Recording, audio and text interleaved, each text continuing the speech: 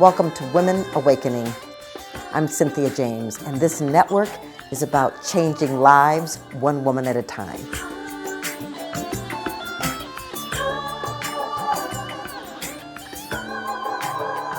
We are changing the world one woman at a time. We're changing lives one woman at a time, and my goal is to introduce you to fabulous women all over the world who are awakening, finding their way, creating their businesses, changing their lives, and bringing their voices to the planet. And so I'm grateful that I get to introduce you to people that I love and that I admire. And so today I want to talk to you about Genevieve Zizzo. She is an osteopath from Canada.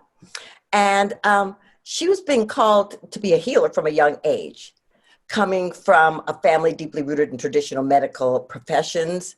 You know, she devoted her academic life to better understanding the human body with a special interest in anatomy. She studied at the University of Waterloo in Ontario, Canada, and she is the founder, CEO, and extraordinary leader of a multidisciplinary clinic, the Full Circle Health Network. So, Genevieve, welcome. I am so happy that you are here. I am so excited and so happy that you have me on here, Cynthia. Thank you so much. So Genevieve, I know because Genevieve is one of the ladies in the AWE program, the Academy of Women Emerging, and we met at our women's conference last year. And first of all, can you tell people what is an osteopath and what does that mean in your country and for what you do? Yeah, totally. So I am actually a manual osteopathic practitioner. That's an important distinction here because I'm not a physician. I know in the States, osteopaths are physicians. So I'm not a physician here. I'm just someone who specializes in the manual components of osteopathy. So osteopathy is a complete medicine in that it has a whole host of manual principles to apply to the human body, to use to help bring health and wellness back to an individual. It's a really amazing field. It's a hands-on therapy similar to massage, similar to chiropractic, similar to physiotherapy, but it is also very much its own distinct profession in that it considers the whole body and the whole person as we are treating them. Not that those other professions don't, but the systems of osteopathy really consider the whole individual and needing the whole body to work dynamically together and to function as a unit in order for optimal health and healing. Wow, well, that's incredible. And so I'm interested. I mean, it says in your bio that you were interested in the human body from a very young age, and your parents were in the medical profession, but what called you when you got out of school to start your own business? Because that's a big deal. Yeah, there was a couple of different layers to this. From a young age, there was definitely something within me that was driven to be a healer. I have a very distinct memory of being at my friend's place when I was 5 or 6 years old, playing at their house on a jungle gym in their basement, and their parents were both doctors too, and we were playing doctor. And I remember having them lay down and moving their arms around and saying, okay, you're healed. And I believed that would heal them. At 5 years old, that's what I thought a doctor did. I grew up later to realize that no, that's not at all what usually happens in common medical practice. And then when I was in university, in my third year of university, I was thinking that I was going to go to medical school as well. And there was just a couple of chance experiences where I met an osteopathic practitioner, and I myself personally needed one after I was hit by a car while riding my bike to school, and nothing had been able to help me. And I found osteopathy through looking for solutions for my own pain. And it was the only thing that made a difference for me, so profoundly that to this day, like I am pain-free 99% of the time, and I'm so fortunate and so grateful for that. So, and looking back at that 5-year-old and what she was doing, thinking would bring health to an individual, that actually ended up being like the cardinal arm movement that we use in osteopathy. So the motions that I was using, the things that I was doing at that age, thinking that would heal people, that actually ended up turning into my reality, because that's exactly what osteopathy is. And it was the foundational stuff we learned in our first year of osteopathy, which is pretty cool. And from there, I was really inspired by one of my osteopathic instructors in school. He really encouraged me to open my own clinic. He said to me one day, he's like, you know, Jen, you could work for someone else or you could work for yourself. And I was 24 at the time. And I was like, yeah, I can do that. And then my boyfriend and I were moving to a new city, and he had just gotten into law school. And I was like, oh, I guess now's a good time. And I was still in osteopathic college. But I was like, you know, that's fine. I'll just rent a space. And I named it Full Circle Health Network from the beginning, because I knew I wanted to work with a number of different healthcare practitioners. I really had this vision for a holistic practice that would consider all aspects of the person, the physical, the mental, the spiritual, and that was the very beginning. That was the foundation of Full Circle back 10 years ago. 10 years since I opened. Well, that's incredible. And ladies, I want you to hear something that she said. At 5 years old, she was doing things in the physical world that ended up becoming what she did in her profession, because it came with her.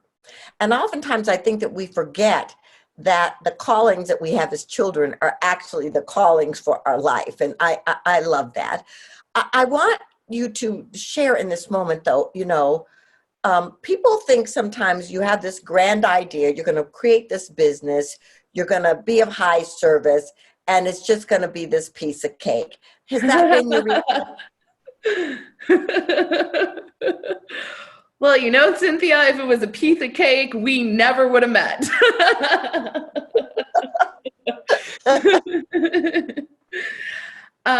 Yeah, I mean, certainly owning a business has challenged me in so many ways. I have to say, I feel so fortunate in my role of working with people as an osteopathic practitioner. I absolutely love working with my patients and watching and supporting them through their own health journeys. And that has come very easily to me. But running a business is a whole different story. It has really challenged me to emerge as a leader. And I think one of the biggest challenges, especially in health and wellness, or anyone who's very, you know, who's more of an empath, I would definitely call myself an empath for sure, is stepping into that leadership role. Because when you're used to being a fixer, and that is really one of the, again, something that I really thrived on. That's why I really love osteopathy, is because I can help people, I can support them, and I can see changes.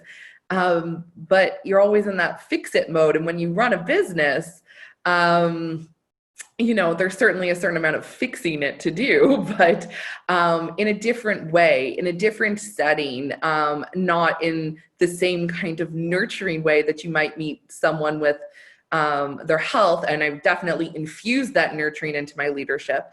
But certainly business does bring about a number of challenges in terms of how do you manage people? How do you recruit people? How do you put systems in place to support those around you to do what you need them to do?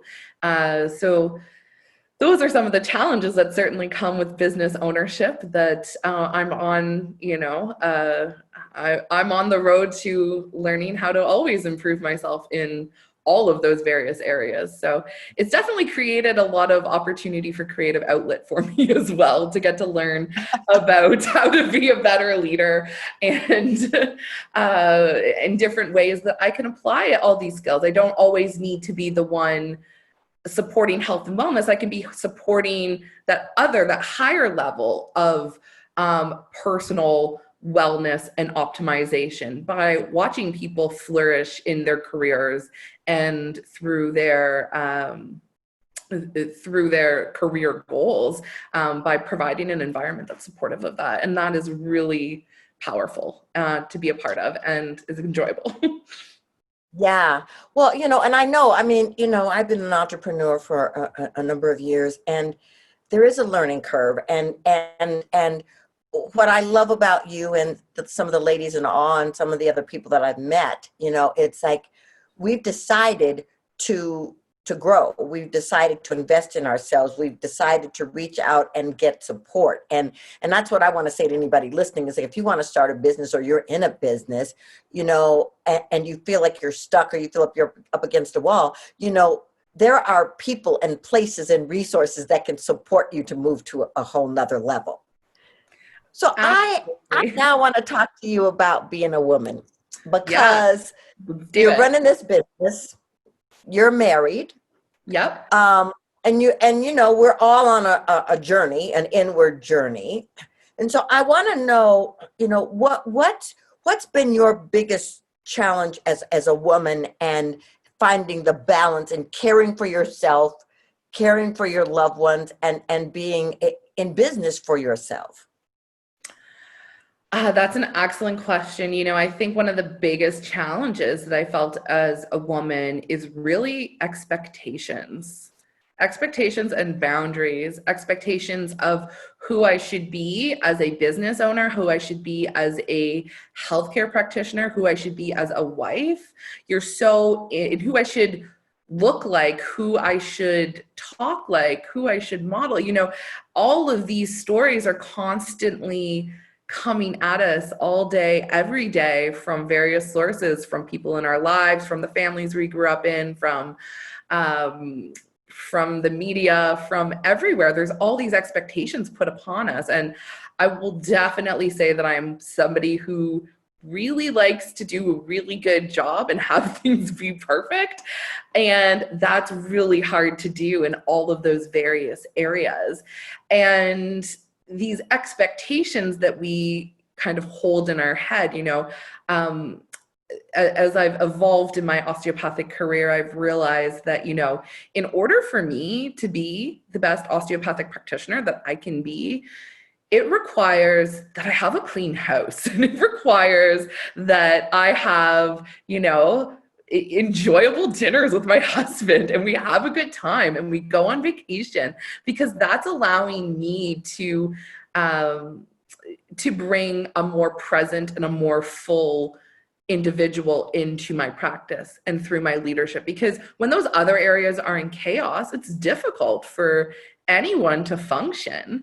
So definitely having support, definitely having a strong network of women to learn from and get guidance from, because this stuff isn't innate. We don't all know how to navigate all of these expectations that we have subconsciously implanted onto and into ourselves.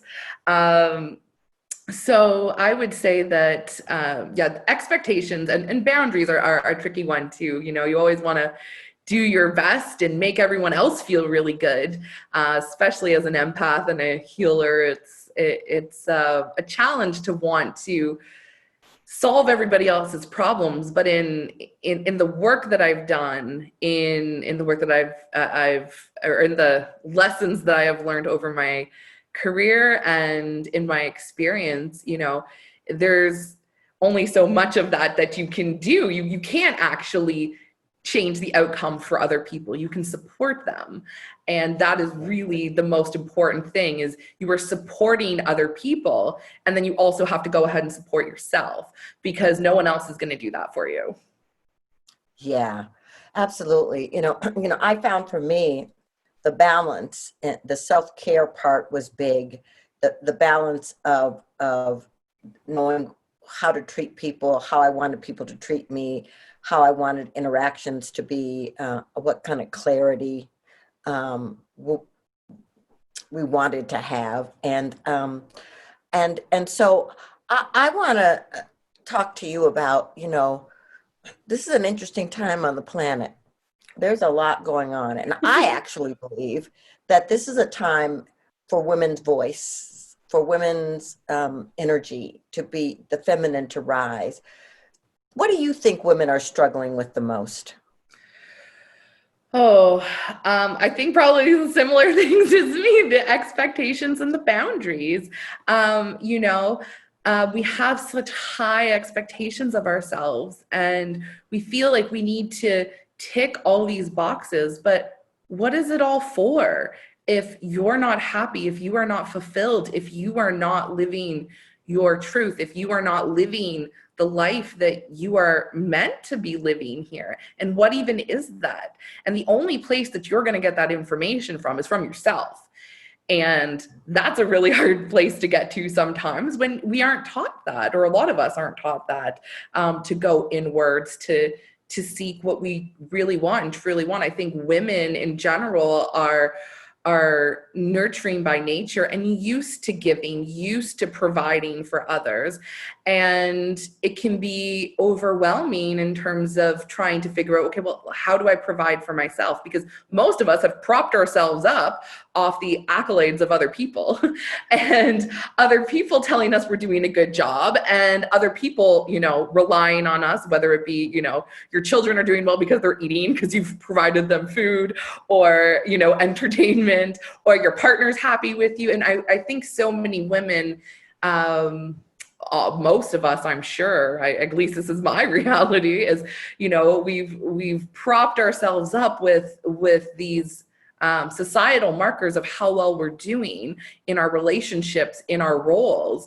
But I think oftentimes we get lost in terms of like, what is the role of us? Like, what is our purpose? Our purpose isn't to be here and serve everybody else on the planet, with completely ignoring ourselves, because like those two are incongruent. They don't work. You have to come from a place of being grounded, of being centered. And you don't need to be perfectly put together. I think sometimes, I fall into that trap too, thinking that, even the women that are my mentors in my life, they live this magical life where they meditate 3 hours a day, and, they only drink wheatgrass water or whatever it might be. And you're like, oh, if only I could get to that. But that's not me. That's not my truth. That's not necessarily what I need to function, what I need to be the best osteopathic practitioner, the best wife, the best friend I can be. I might need something very different, and no one has it together perfectly. And we all adhere to this thought of this perfection, right? So, that's what I would say is some of our biggest challenges, is those expectations we really put upon ourselves, those boundaries we cross by always going above and beyond and forcing ourselves to a certain extent to support others while ignoring our own needs and what we need. Yeah, totally. Absolutely.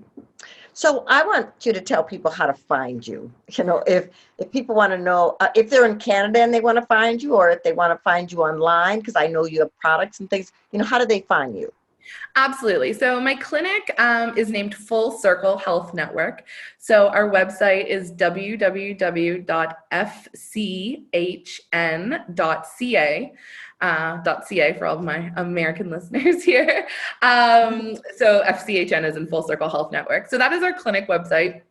I also have a consulting practice that I offer to other female entrepreneurs, specifically in the health and wellness industry, those who have independent practices that are looking to grow in a heart-centered way, and to grow authentically. It's called Living Mint. So my consulting practice website is www.livingmint.ca.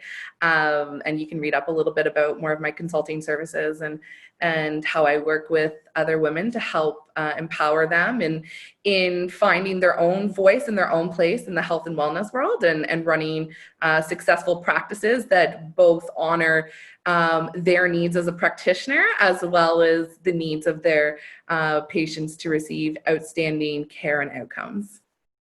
Awesome. Awesome. So I asked the same last question of, of every person. What do you want women to know about their awakening? I absolutely love this question because the answer really, what the answer for me is, it's founded in osteopathy. And the major belief in osteopathy is the body has everything that it needs already. And I think that we all have exactly what we need within us. In the health and wellness world, I mean, the human body has only two options, and when it's either has too much of something or too little of something. Every disease out there is based off of too much and too little, and it's finding that balance that will regulate it. And so you have a whole natural pharmacy available to you in your body.